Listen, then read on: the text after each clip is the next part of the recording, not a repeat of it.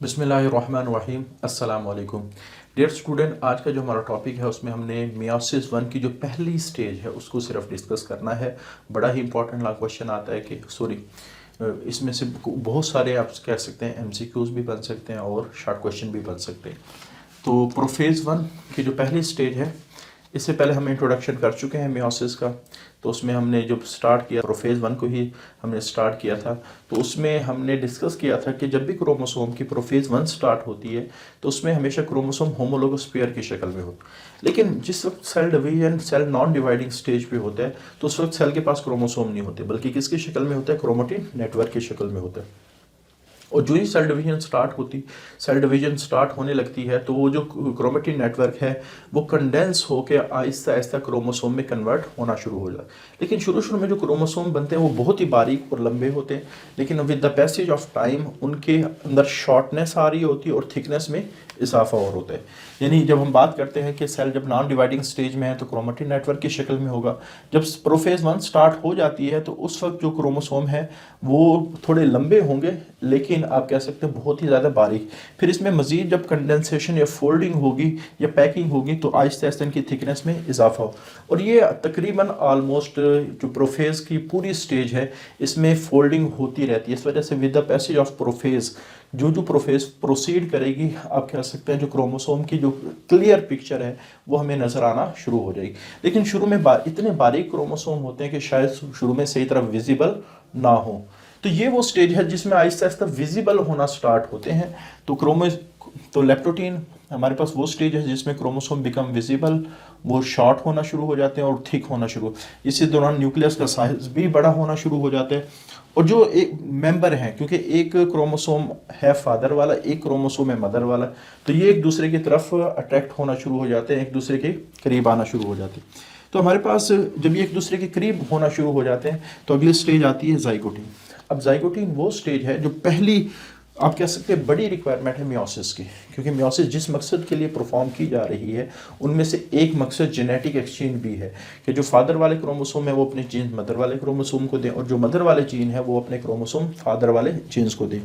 तो इसमें क्या होता है कि दोनों क्रोमोसोम जब एक दूसरे के करीब आएंगे और जब एक दूसरे के साथ अटैच हो जाएंगे तो इस प्रोसेस को हम कहते हैं साइनेप्सिस।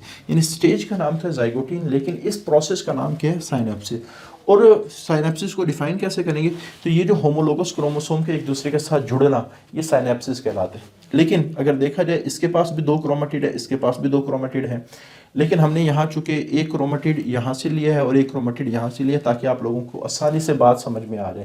वैसे ये भी डुप्लीकेटेड स्ट्रक्चर है और ये भी डुप्लीकेटेड स्ट्रक्चर है, क्लियर। लेकिन यहाँ एक बहुत इंपॉर्टेंट बात है कि ये जो आप कह सकते हैं पेयरिंग, ये हाईली स्पेसिफिक है और पॉइंट टू पॉइंट है, लेकिन नो स्टार्टिंग पॉइंट। इसका क्या मतलब है? जैसे मेरे ये दो हाथ हैं, ये इस तरह भी अटैच हो सकते हैं, ये इस तरह भी अटैच हो सकते हैं, ये इस तरह भी अटैच हो सकते हैं, लेकिन इनको पॉइंट टू पॉइंट नहीं कहेंगे। लेकिन ये जो अटैचमेंट है कि जिसमें जो स्ट्रक्चर, जो चीज़ें इसकी हैं वही इसके साथ अटैच हो, तो ये पॉइंट टू पॉइंट है। जैसे ये फ्रंट आप कह सकते हैं पहली उंगली है, ये इसके साथ अटैच हो, फिर इसके साथ इसके, और जो इसकी लाइनें हैं सेम टू सेम इसकी लाइनों के साथ अटैच हो, इसको हम कहते हैं पॉइंट टू पॉइंट, क्लियर। लेकिन जब ये अटैच हो रहे होते हैं तो काफ़ी सारे पॉइंट इकट्ठे अटैच होते हैं, इस वजह से हम कोई स्टार्टिंग पॉइंट डिफाइन नहीं कर सकते। हाँ, अगर ये होता ना कि पहले यहाँ से अटैच हुई, फिर आहिस्ता आहिस्ता अटैचमेंट शुरू हुई, सारा क्रोमोसोम अटैच होता है, फिर हम कहते हैं कि ये स्टार्टिंग पॉइंट है और बाद में बाकी सारे पॉइंट अटैच। लेकिन जब इस तरह अटैचमेंट हो, काफ़ी सारे पॉइंट इकट्ठे मिल रहे हैं, तो आप किसी भी स्टार्टिंग पॉइंट को डिफाइन नहीं कर सकते, क्लियर। लेकिन ये जो स्ट्रक्चर बना है, जैसे मेरे हाथ आपको नज़र आ रहे होंगे, अब दोनों एक दूसरे के साथ अटैच तो हैं लेकिन एक दूसरे में फ्यूज़ नहीं हुए। इस हाथ का अलहदा से वजूद है, इस हाथ का अलहदा से वजूद है, तो ये अब भी दो हाथ हैं लेकिन एक दूसरे के साथ अटैच हो चुके। इसी तरह जितने भी क्रोमेटिड हैं, 4 क्रोमेटिड हैं या 2 क्रोमोसोम हैं, क्रोमोसोम ये, लेकिन क्रोमेटिड इसके पास भी 2 क्रोमेटिड है, इसके पास भी 2 क्रोमेटिड है, तो ये दोनों एक दूसरे के साथ क्या हो जाते हैं? अटैच हो जाते। तो अगर हम क्रोमोसोम के लिहाज से बात करें, हम कहेंगे कि ये बाईवेलेंट बन गए कि 2 क्रोमोसोम अटैच हुए। लेकिन अगर क्रोमेटिड के लिहाज से हम बात करें तो चूंकि 4 क्रोमेटिड अटैच हुए हैं तो इस वजह से इसको टेट्रेट का वर्ड भी हम इस्तेमाल कर सकते हैं। तो ये जो ईच पेयर्ड नॉट फ्यूज, तो ये जो पेयर बना है लेकिन आपस में फ्यूज नहीं हुआ, तो इस स्ट्रक्चर को हम बाईवेलेंट या टेट्रेट कहते हैं। अच्छा, उसके बाद picketing, one of the most important आप कह सकते हैं फेज ऑफ मियोसिस, और यही वो फेज़ है जो नई किस्म की वैरायटी लेके आती है। क्यों? क्योंकि इसमें एक तो पेयरिंग कंप्लीट हो जाती है कि क्रोमोसोम ने जितना अटैच होना है वो अटैच हो चुके हैं। अच्छा, दूसरा ये अभी मैंने डिस्कस किया है कि क्रोमोसोम की थिकनेस में with the passage of prophase 1 वो इजाफा हो रहा होता है कि फोल्डिंग मजीद से मजीद हो रही होती है। इस वजह से क्रोमोसोम की जो अपीयरेंस है वो ज़्यादा बेहतर से बेहतर हो रही होती है जो सेल डिवीजन प्रोसीड करती है। तो इसका जो सबसे इंपॉर्टेंट फिनोमिनन है वो क्रॉसिंग ओवर है। इसमें क्या होता है कि हर जाहिर बात है बाइवेलेंट जितने भी बाइवेलेंट बना है कि चार के चार क्रोमेटिड आपस में जुड़ ये एक दूसरे के इर्द गिर्द लिपट जाते हैं। और जो आप कह सकते हैं नॉन सिस्टर क्रोमेटिड है, नॉन सिस्टर से क्या मुराद है, अब ये जो दो ग्रीन है ये एक दूसरे के लिहाज से सिस्टर है, जो रेड है ये एक दूसरे के लिहाज से सिस्टर है। तो हमारे पास ये जो नॉन सिस्टर क्रोमेटिड है कि रेड और ग्रीन के दरमियान में हमेशा जेनेटिक एक्सचेंज होगा, ग्रीन ग्रीन के दरमियान में हमेशा जेनेटिक एक्सचेंज नहीं होगा। और जेनेटिक एक्सचेंज उस जगह होगा जहाँ ये लिपटे हुए हैं, जैसे मैं कहता हूँ यहाँ लिपटे हुए हैं, यहाँ लिपटे हुए हैं, यहाँ तो जहाँ ये क्रॉसिंग ओवर बन रही है, जैसे ये जो स्ट्रक्चर है जहाँ ये लिपटे हैं इसको हम कहते हैं क्रॉस ओवर। क्रॉस ओवर के लिए साइंटिफिकली हम वर्ड इस्तेमाल करते हैं, क्याज़माटा का लफ्ज़ी मतलब ही क्रॉस है। तो क्याज़माटा फॉर्मेशन जहाँ हुई है वहाँ जेनेटिक एक्सचेंज होगा। जेनेटिक एक्सचेंज का इफेक्ट क्या होगा कि जो फादर वाले आप कह सकते हैं जीन है मदर वाले क्रोमोसोम पर आ जाएंगे और कुछ मदर वाले जीन फादर वाले क्रोमोसोम पे आ जाएंगे। यानी आप कह सकते हैं जैसे ये मैं कहता हूँ कि ये फादर वाला क्रोमोसोम था, ये मदर वाला क्रोमोसोम था, तो ये अब प्योरली आप कह सकते हैं ना फादर वाला रहेगा ना ये प्योरली मदर वाला रहेगा। तो इसके ऊपर आप कह सकते हैं नई वैरायटी आ गई, इसके ऊपर भी नई वैरायटी आ गई। तो इसका सबसे इंपॉर्टेंस क्या है इस क्रॉसिंग ओवर की कि यहाँ रीशफलिंग ऑफ जीन होता है जिसकी वजह से नए जेनेटिक कॉम्बिनेशन आते हैं। नए जेनेटिक कॉम्बिनेशन का क्या मतलब है कि अगर ये क्रोमोसोम बच्चों में जाता तो इसकी वजह से सिर्फ मदर वाले कैरेक्टर प्रोड्यूस होने थे, अगर ये जाता तो इसकी वजह से सिर्फ फादर वाले कैरेक्टर प्रोड्यूस होने थे।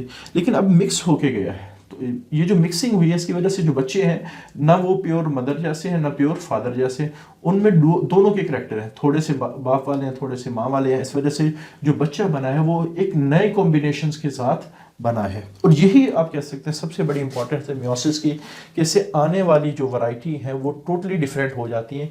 वो आप कह सकते हैं जो पेरेंटल वैरायटी है, और जितनी ज़्यादा वैरायटी आएंगी उतने ही ज़्यादा उनके अंदर सर्वाइवल के चांसेस बढ़ जाएंगे। बहुत दफ़ा डिटेल से डिस्कस हो चुका है कि न्यू जेनेटिक कॉम्बिनेशंस हमेशा सर्वाइवल ऑफ स्पीशी के चांसेस को बढ़ा देते हैं। अगर हम ड्यूरेशन की बात करें तो जो हमारे पास लेप्टोटीन और जाइगोटीन है ये चंद घंटे जारी रहती हैं, लेकिन हमारे पास जो पेकाइटीन है वो एक दिन में भी कंप्लीट हो सकती है, एक हफ्ते में भी हो सकती है, एक महीने में भी हो सकती है, एक साल में भी हो सकती है। यानी इसका जो ड्यूरेशन है ये वेरी करता है with the effect of situation के लिहाज से। अच्छा, जिस वक्त हमारे पास जीन्स का एक्सचेंज हो चुका होता है फिर क्रोमोसोम की रिपल्शन स्टार्ट होती है कि क्रोमोसोम एक दूसरे को रिपेल करना शुरू कर देते हैं। लेकिन डिप्लोटीन में रिपल्शन स्टार्ट तो होती है लेकिन मुकम्मल तौर पे सेपरेशन नहीं होती। हाँ, जहाँ क्याज़माटा बना हुआ था जैसे यहाँ सेपरेशन तो होगी है बाकी सारे पोर्शन की, लेकिन जहाँ क्याज़माटा बना हुआ था वहाँ से अब भी क्या है अटैच है। और आम तौर पे जब भी क्रोमोसोम अटैच होंगे कम से कम एक जगह तो क्याज़माटा लाजमी बनता है। वैसे तो काफ़ी सारी जगह बना होता है लेकिन कम से कम एक जगह लाजमी बनता है। अच्छा, डाइकैनेसिस में ऑलमोस्ट सेपरेशन भी कंप्लीट हो जाती है और उसके बाद हमारे पास, लेकिन यहाँ बाज़ दफ़ा एंड से फिर भी अटैच रहते हैं और थोड़ी देर बाद वो भी सेपरेट हो जाते हैं। लेकिन अगर यहाँ इस क्रोमोसोम का देखा जाए, इसको थोड़ा सा मैंने बहुत ज़्यादा थिक ड्रा किया है उसकी वजह से, क्योंकि ये वो स्टेज है जहाँ ऑलमोस्ट आप कह सकते हैं जो कंडेंसेशन है क्रोमोसोम की वो जो थिकनेस अचीव करनी थी वो अचीव हो चुकी होती है और जो प्रॉपर शेप है क्रोमोसोम की वो नज़र आना शुरू हो जाती है। यानी यहाँ से आप कह सकते हैं थिक क्रोमोसोम थिक होना शुरू होता है और पूरी स्टेजिंग में थिक होता होता यहाँ आप कह सकते हैं जो इसकी कंडेंसेशन है वो ऑलमोस्ट क्या हो चुकी है, कंप्लीट होती। तो डाइकैनेसिस में रिपल्शन भी कंप्लीट हो चुकी है, कंडेंसेशन भी कंप्लीट हो चुकी है। हाँ, सिर्फ हो सकता है बाद दफ़ा एंड से क्या हो अटैच हो। लेकिन अभी इस क्रोमोसोम को देखें तो इस पर सारे रेड जीन नहीं है, कुछ ग्रीन आ गए, और इस क्रोमोसोम को देखें सारे ग्रीन जीन नहीं है, कुछ रेड आ गए। तो ये क्रोमोसोम अब एक नई शक्ल में आ गया है और ये क्रोमोसोम भी एक नई कॉम्बिनेशन के साथ आ गया है। तो जब ये क्रोमोसोम अगली जनरेशन में जाएंगे तो उसकी वजह से जो करैक्टर है वो ना फादर वाला करैक्टर होगा ना मदर वाला, बल्कि मिक्सचर ऑफ करैक्टर हो जाएगा बच्चों के अंदर। तो ये हमारे पास प्रोफेज 1 है। बहुत ही इंपॉर्टेंट है, ख़ास तौर पे इसमें जो दो फेजेज हैं वो सबसे इंपॉर्टेंट है।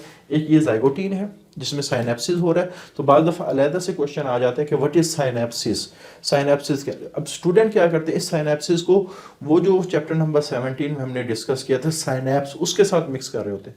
हालांकि उसका भी मतलब साइनेप्स का दो चीज़ों को कांटेक्ट करना है, यहाँ भी दो चीज़ें कांटेक्ट कर रही हैं, लेकिन ये जो साइनेप्सिस का वर्ड है तो ये थोड़ा सा रिप्रेजेंट कर रहा होता है ये जाइगोटीन के प्रोसेस को, कि जाइगोटीन हो कैसे रही है। और दूसरा जो इंपॉर्टेंट है कि what is crossing over, crossing over क्या है और इसकी इंपॉर्टेंस लिखिए। ये दो शॉर्ट क्वेश्चन तो 12 दफ़ा आपके बोर्ड के पेपर में आ चुके हैं। बहरहाल इंशाल्लाह अगले लेक्चर में हम जो बाकी मियोसिस का प्रोसेस रह गया है उसको डिटेल से डिस्कस करेंगे। आज के लिए इतना ही, अल्लाह हाफिज़।